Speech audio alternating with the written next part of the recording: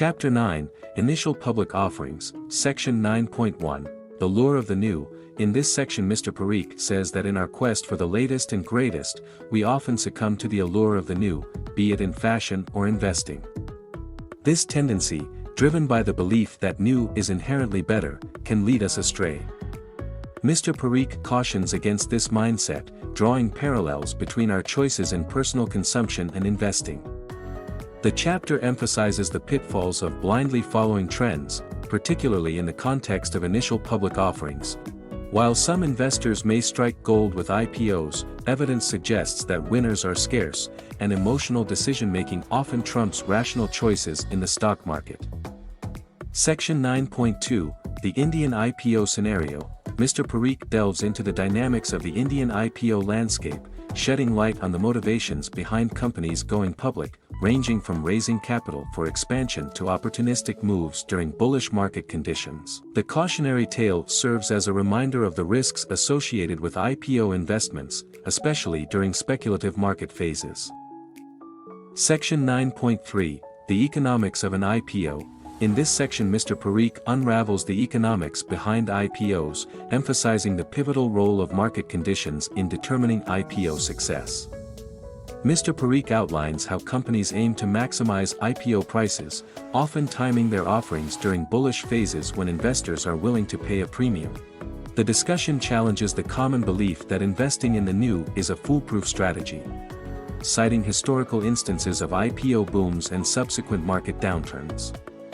The nuanced exploration urges investors to scrutinize the motivations behind IPOs and recognize the potential pitfalls of chasing the latest trends.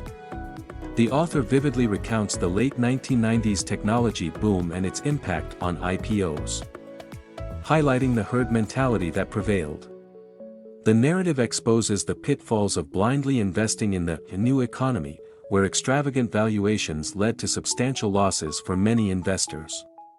Infosys emerges as a rare success story, having entered the market before the technology boom, with a genuine need for capital. In fact, the Infosys IPO struggled to even get fully subscribed.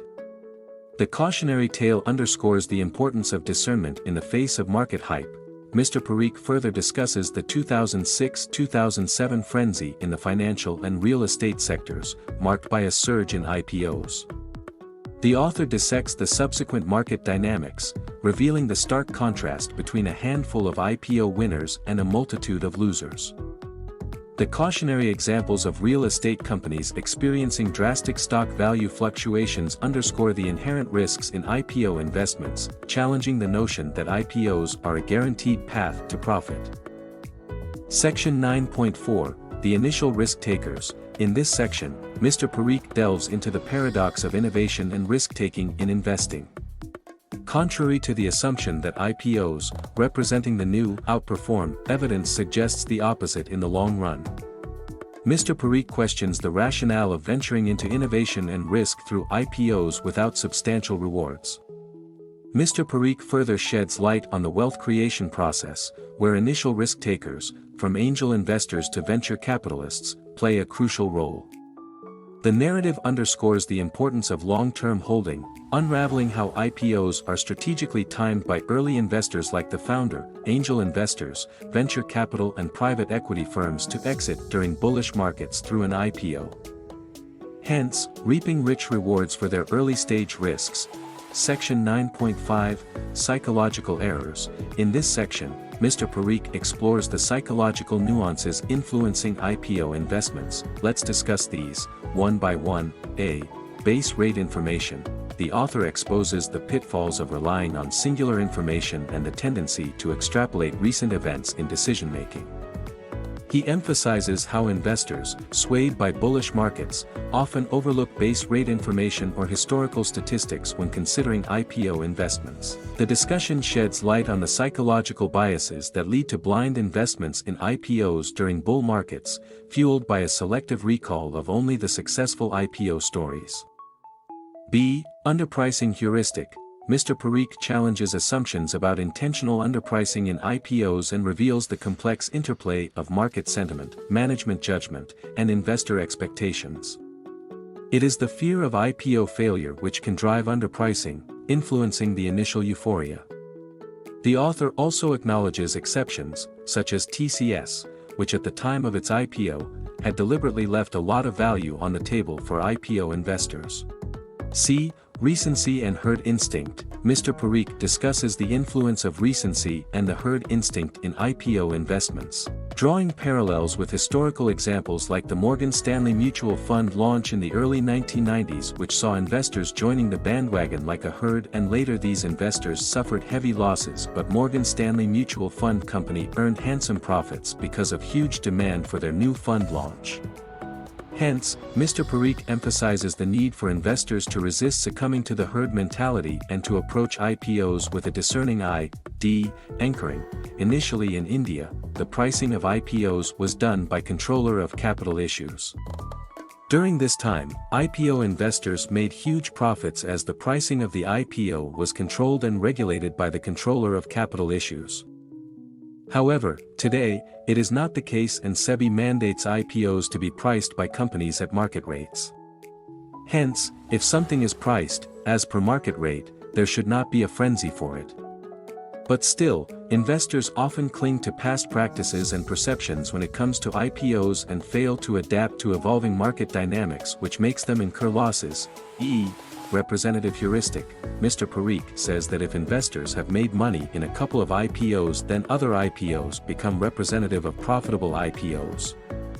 The author reveals how this belief, combined with a herd mentality, results in oversubscribed IPOs and a subsequent boom and a bubble. The period of 2006 to 2008 underscores the risks of blindly chasing IPOs. When in 2006 most IPOs listed at a premium, then in 2007, lesser IPOs listed at a premium, and then by early 2008 overpriced issues like Reliance Power led to wealth destruction for investors. In early 2008, the sentiment had turned negative and issues of Amar Holdings and Wockhardt were shunned by investors. Section 9.6, Investor Heuristic. Mr. Parikh warns that investors take shortcuts in processing information, and this leads to certain biases in their decision-making. If they are able to understand the following realities, less fortunes will be lost in this mad rush for IPOs. Let's understand these one by one. A. Investment bankers. Investment bankers, motivated by their success fees linked to the IPO success, may price IPOs higher than their actual value, and investors, trusting their recommendations, can face losses when the stock underperforms post-listing. Real-world examples, like the case of RPL, underscore the risks of blindly following investment bankers in bull markets. B. Underpricing in IPOs. The challenge of IPO underpricing arises from the mix of good and bad firms going public, coupled with information asymmetry.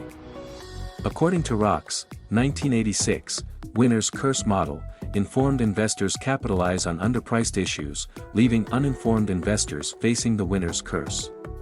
This makes uninformed investors overconfident and makes them apply blindly in all IPOs, ultimately leading to heavy losses.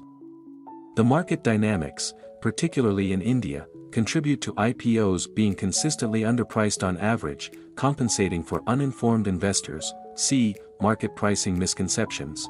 Investors often harbor undue excitement about IPOs, falsely believing they are acquiring something cheap. The reality, however, is that IPOs are priced based on market sentiment, with investment bankers aiming for the highest possible price for the company. The market sentiment, not the investor's favor, dictates IPO pricing. Despite evidence suggesting IPOs resemble speculative endeavors, investors, particularly in bull markets, continue to chase them, emphasizing the importance of dispelling common misconceptions. D. Risks of sell on listing mentality. Even if investors are aware of the pitfalls mentioned earlier, greed and overconfidence can lure them into risky IPO investing. The allure of quick profits leads investors to borrow at high interest rates to apply for IPOs, driven by the false hope that they can sell on listing before others. Using the Reliance Power IPO as an example, when everyone came to sell on listing, which made the stock price fall dramatically. Mr. Parikh highlights how even sophisticated investors can succumb to the allure of quick gains. At EA Capital, we put in a lot of effort to create these videos, so if you like our content, please support us by hitting the like button and subscribe and share our channel. Section 9.7 Understanding the IPO Phenomena. A. Hot issue market. This section explores the dynamics of the IPO market, particularly the concept of a hot issue market. A hot issue market emerges when demand for new issues is high, often fueled by bull markets and irrational investor behavior. Historical examples, such as technology boom in 1999 to 2000 serves as a good example when many dot-com companies came out with IPOs. Out of these, only 48% existed at the time of writing of the book. The rest have vanished. In the year 2000, 79% of the IPOs were by technology companies, as that was the hot sector. Of these IT companies, 90% had been delisted or have disappeared altogether. This is enough evidence to support the view that hot sector IPOs are against investor interest. B. Initial underpricing trends. The author challenges the common notion that IPOs benefit investors by providing an opportunity for quick gains on listing. Instead, IPOs are seen as a strategic move by companies to raise resources in a hot market. The behavior of investors, driven by irrationality and greed during bull markets, contributes to initial underpricing. The analysis of listing gains and subsequent returns after 1 month, as is visible on your screen right now, provides a perspective on IPO performance, dispelling the myth of consistent profitability for IPO investors.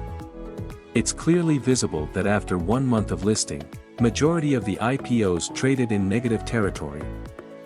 C. Long-term underperformance. Investors' quest for quick gains often leads to long-term underperformance in IPOs. Comparing IPO performance to comparable stocks and market indices, the author presents a disappointing picture. Many IPOs fail to deliver positive long-term returns, with over half of the IPOs experiencing negative returns.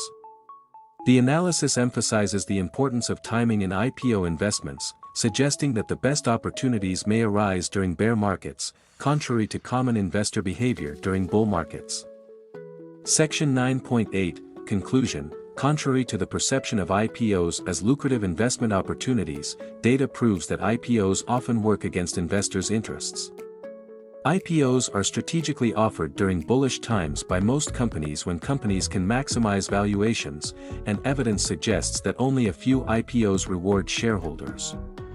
The author advises wise investors to wait for bear markets to identify better investment opportunities and cautions against chasing stocks during hot IPO periods.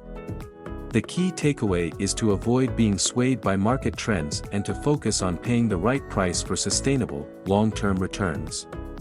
Stay tuned for next chapter. For a one-to-one discussion with a highly experienced and knowledgeable finance professional at EA Capital, who always keep your interests ahead of everything and work in a completely transparent manner, you can write to us at info@eacapital.in, and one of our team members will get in touch with you.